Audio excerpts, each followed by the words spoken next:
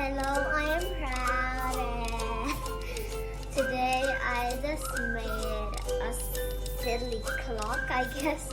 It is not very perfect, but it is okay. The first thing I need is I need to cut any paper into a circle like this. And I'll need to write the numbers. And the trick to write the numbers is to write 12, 6, 9 and 3.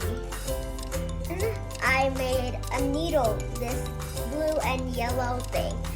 And then you'll need a safety pin, a paper clip, or a button to make the clock like this.